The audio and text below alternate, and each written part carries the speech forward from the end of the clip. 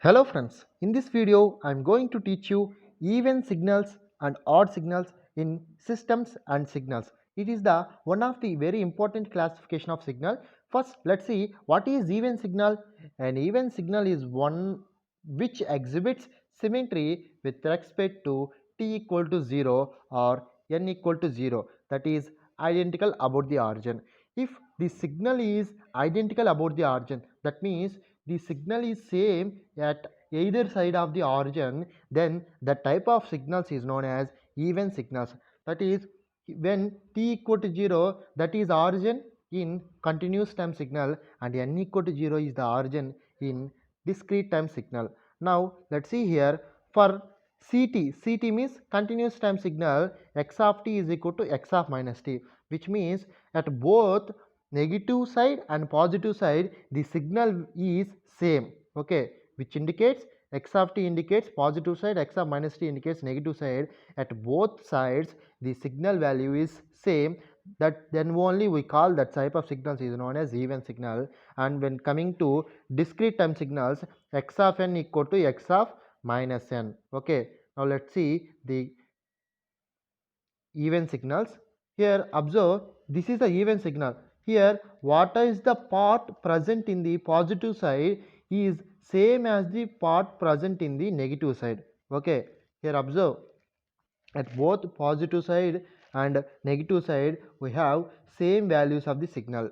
And here also coming to here discrete time signal, positive 1 2 3, negative 1 2 3, at the values of or at the time of 1 2 3, what is the amplitude of the signal in positive side, that is 1 by 2 is the amplitude of the signal, and same amplitude is continue in the negative side also, okay.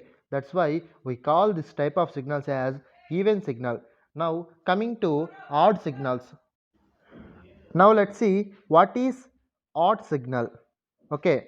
An odd signal is one which exhibits anti-symmetry with respect to t equal to 0 or n equal to 0, that is identical to its negative about the origin, which means it is exactly opposite to the even signal. Even signal exhibits the symmetry property with respect to the time t equal to 0 or origin, okay. Here odd signals exhibit the anti-symmetry property, that is whatever in the one side of the origin is exactly opposite in the direction in the other side of the origin.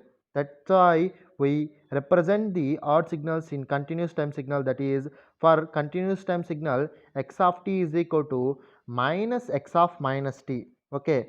And for discrete time signal x of n equal to minus x of minus n. Let's see the sum of the odd signals, that is here observe, this is a odd signal. Why I call this is a odd signal means, here it shows the anti-symmetry property with respect to origin.